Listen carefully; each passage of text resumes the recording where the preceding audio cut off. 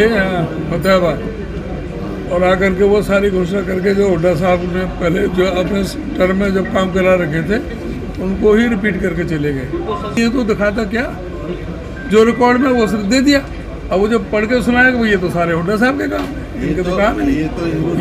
ये बाली की मांग करती है, ये इनको देखेंगे ना, ऐसा है ये इस बात के DPRO को सस्पेंड कर ले तो सारे हरियाणा करने पड़ेंगे इनको, क्योंकि इनके पास अपना अचीवमेंट कोई नहीं है, इनकी उपलब्धि कोई नहीं है, सब हमारे समय इस काल में। ये बैकवर्ड क्लास का क्रीमी लेयर 8 लाख हमने किया था, इन्होंने 6 लाख कर दिया। 6.5-7 साल तक बैकवर्ड क्लास को उसका फायदा नहीं पहुंचा, कृषि की आय भी इनमें जोड़ दी। अब 8 लाख करें चुनाव देख के, हम कह रहे हैं हम 10 लाख करेंगे। साहब आज भगवत मान भी रैली कर रहे हैं डबवाली में, पहले इंडिया गठबंधन का हिस्सा थी आम आदमी पार्टी, अब आपको क्या लग रहा है कि हरियाणा में कैपेबल है कांग्रेस? ऐसा है, केंद्र की जहाँ तक सवाल है वहाँ आज भी गठबंधन है हमारा, आम आदमी पार्टी से समाजवादी पार्टी है, वो इंडिया अलायंस है। प्रदेश स्तर पर किसी से हटके नहीं, आगे कुछ संभावनाएं हैं कांग्रेस? हाइपोथेटिकल सवाल है, मैंने कहा प्रदेश कांग्रेस उनमें शक्ति नहीं। तो सर 9.5 साल तक कोई घोषणा की नहीं की, अब नायब सिंह सैनी यू टर्न लेके सारी घोषणाएं लगातार हो रही हैं। तो करना कुछ नहीं, किया कुछ नहीं, करना कुछ नहीं, घोषणा कर रहे हैं। लोगों को पता है अभी कुछ करने, लोग समझ चुके हैं कि हरियाणा जो प्रति व्यक्ति आय, प्रति व्यक्ति निवेश, और उसमें नंबर 1 था, आज बेरोजगारी में नंबर 1 हो गया, आज असुरक्षित प्रदेश डिक्लेयर हो गया। ये अचीवमेंट है इनकी, तो इनकी अपनी उपलब्धि तो है नहीं। इन्होंने सामांगो यात्रा में कितने जिले कवर कर लिए आपने? सामांगो यात्रा में कितने जिले कवर कर लिए? जो तो यात्रा चल रही है वो अध्यक्ष जी बताएंगे। हमारा तो जो है धन्यवाद उसमें एक आज ये है, एक रिवाड़ी रह गया, एक पलवल, और बाकी सारे जिले कवर कर लिए। धन्यवाद। ईडी का खतरा सता रहा है आपको क्या? इस चीज़ का ईडी ऐसे परिवार में पैदा नहीं हुआ। कुछ कांग्रेस के विधायकों को ईडी का रेड हुआ टोटल पहले। कोई बात नहीं, हमारे को इस देश की उस पर जुडिशरी पे पूरा भरोसा है। हुड्डा साहब, यहाँ कॉटन बेल्ट है और गुलाबी सुंडी आई हुई है, पिछले साल भी नरमा खराब हुआ था गुलाबी सुंडी से, इसका कोई परमानेंट हल भी नहीं निकाल। बीज अच्छा देना चाहिए और समय में प्रिकॉशन लेना चाहिए, जो काम सरकार को करना चाहिए वो नहीं कर रहे हैं, जब तो किसान को नुकसान हो रहा है इतना। हुड्डा साहब, सभी राजनीतिक दलों के द्वारा बुढ़ापा पेंशन बढ़ाने की चर्चा की जाती है, युवा के बेरोजगारी भत्ता बढ़ाने की चर्चा नहीं की जाती। इस समय युवा को बेरोजगारी भत्ता 3000 दिया जा रहा है, तो आपकी सरकार बनने के बाद वो अभी मैनिफेस्टो तैयार हो रहा है, अब देखना हर वर्ग के लिए हमारा मैनिफेस्टो, युवाओं के लिए भी है, महिलाओं के लिए भी है, अलग अलग वर्ग, सब वर्ग के लिए। 3.5 लाख युवा बेरोजगार, सक्षम युवा सारे उसमें कर रहे हैं हम क्या। हरियाणा में अधिकतर भर्तियां कैंसिल हुई हैं, परीक्षाएं लीक हुई हैं, तो क्या कांग्रेस युवाओं के लिए परीक्षा की भर्ती की गारंटी लेके आएगी? बिल्कुल, हमने पहले भी करी। 2 लाख हम तो कह रहे हैं कांग्रेस सरकार बनते 2 लाख जो पद खाली है वो हम भरेंगे, पक्की नौकरी देंगे, उनकी तरह ठेकेगी नहीं, भ्रष्टाचार का अड्डा बना हुआ है। क्वेश्चन तो डाला करते हैं हुड्डा साहब प्लाटों की घोषणा करते हैं, लेकिन जमीन कहाँ है वो नहीं पता। आज जो पहले दिए 4 लाख प्लॉट, पहले कहाँ थी जमीन? वो भी गांव से दूर दिए 2-3 किलोमीटर, और कहीं भी दिए 4 लाख प्लॉट दिए थे ना, फिर 3 लाख और आइडेंटिफाई कर रखे थे हमने, जमीन थी जब तो आइडेंटिफाई किए। हुड्डा साहब, वर्तमान में जो लॉ एंड ऑर्डर की स्थिति है, फिरौतियाँ मांगी जा रही है, सरेआम मर्डर हो रहे हैं। वही तो मैं कह रहा हूँ, अपराध बहुत बढ़ रहा है, और ये मैं नहीं कह रहा, सोशल प्रोग्रेसिव इंडेक्स है सेक्टर की, वो है हरियाणा को असुरक्षित डिक्लेयर करा है पूरे देश में, हरियाणा असुरक्षित प्रदेश। संसद में शैलजा जी ने हरियाणा के मुद्दे उठाए, दीपेंद्र जी ने मुद्दे, सेंटर में जो संसद में सेशन चल रहा है उसमें दीपेंद्र जी ने, शैलजा जी ने हरियाणा के काफ़ी मुद्दे उठाए, संसद फिर भी नहीं चल पा रही। उठाएंगे मुद्दे, अब भी उठाएंगे, और बाकी हमारे सांसद तो बने हुए कांग्रेस के, वो उठाएंगे। आज शायद जयप्रकाश जी का बोलने का नंबर है, कल हमारा वरुण मलाना जी बोलेंगे, उठा देंगे।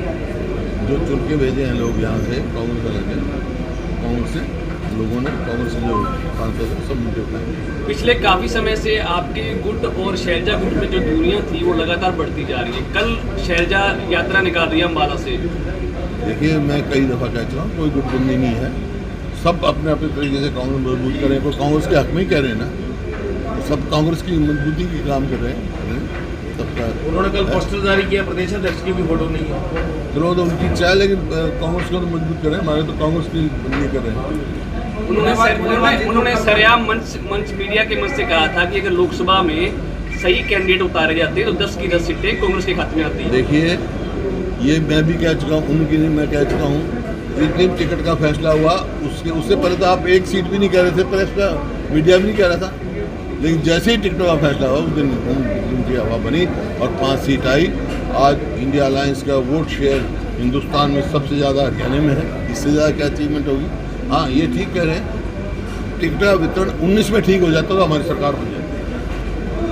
अब विधानसभा में किस तरह इस बार क्या रहेगा साहब, फिर टिकटों का सही बंटवारा क्या हो मापदंड पाएगा रहेंगे इस बार विधानसभा में? Winnability and stability. पिछली बार मानते हैं कहीं ना कहीं सीटों का दावा है। कितनी सीटें लेके जाएगी कांग्रेस? देखिए, तो दावा तो ये इन्होंने किया, मैं तो दावा एक बात कर रखा है कि छत्तीसगढ़ भी मन बना चुके हैं कि हरियाणा में कौन सी सरकार बनाएंगी और भारी बहुमत से।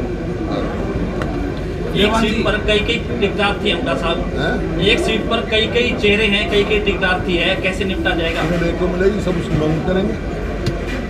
विरोध की तरह अगर मदद नहीं कर पाए फिर क्या करेंगे? अबे चौटाला कह रहे हैं 1 को टिकट मिलेगी, 9 भागेंगे। उसका वो भी कोई नहीं है। देखो, मेरे को हंसी आती है जिनकी लोकसभा में 1% वोट आई हो या किसी की 1% से कम आई हो, वो ऐसी बातें करते हैं।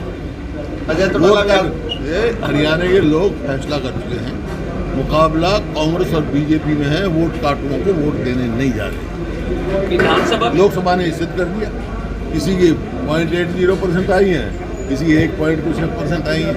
आपने कहा कि 2019 में सीटों का बंटवारा सही नहीं हुआ, 24 में सही हो पाएगा? सीटों का बंटवारा 19 में सही तरीके से नहीं हो पाया, टिकटों का हाँ होगा, 24 में हो जैसे पाएगा। पार्लियामेंट का सही हुआ है वैसे सही होगा। विनेबिलिटी क्राइटेरिया हमारा। जिस तरीके हम इतनी देर बोले, अध्यक्ष जी बोले, वो लिखो ना। वो तो दिखाते नहीं, अलग से अपना बना लो 2 मिनट का, चलो काम पूरा दिखाया करो भाई। हमारा भी उसमें घोषणा पत्र जी, अब तक कितने मीडिया का भी डालेंगे। अभी एक सवाल उन्होंने किया था कि जो मुख्यमंत्री हैं वो डेली नई घोषणा कर रहे हैं। मुख्यमंत्री ने घोषणा की 100 गज के प्लॉट हम देंगे।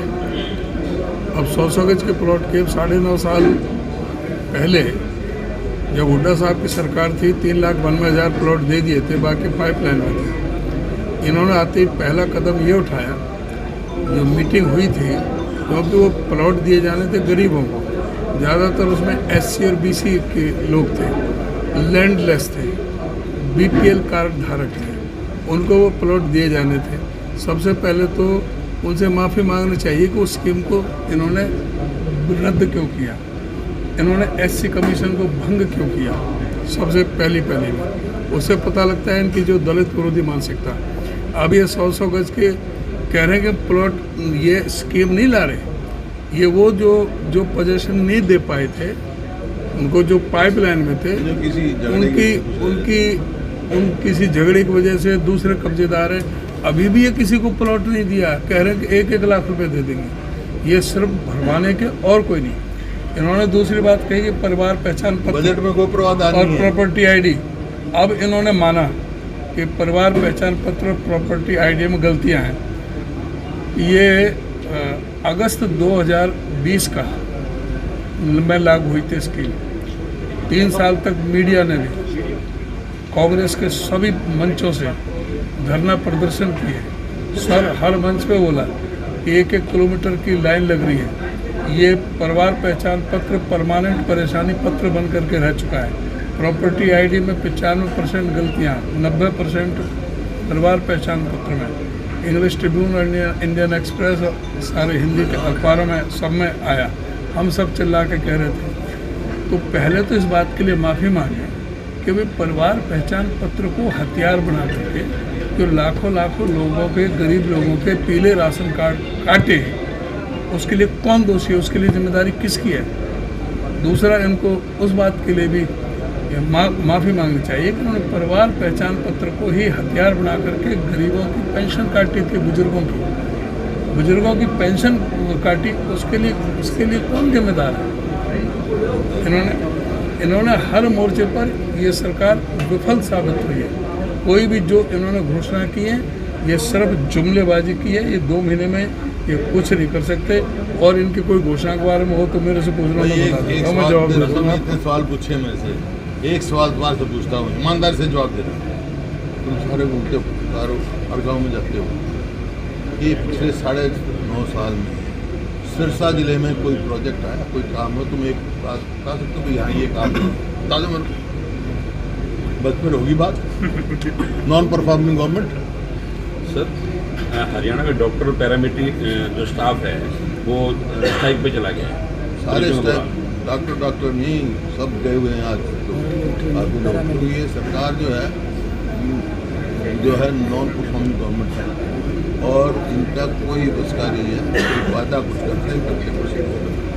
हाईकोर्ट ने आदेश दिए थे शंभू बॉर्डर के, वो इम्प्लीमेंट गवर्नमेंट नहीं कर पाई, अब सुप्रीम कोर्ट को इंटरफेयर करना पड़ रहा है। इस पर क्या कहना है? प्रजातंत्र है, प्रजातंत्र में किसी को रोका नहीं जा सकता। ठीक है।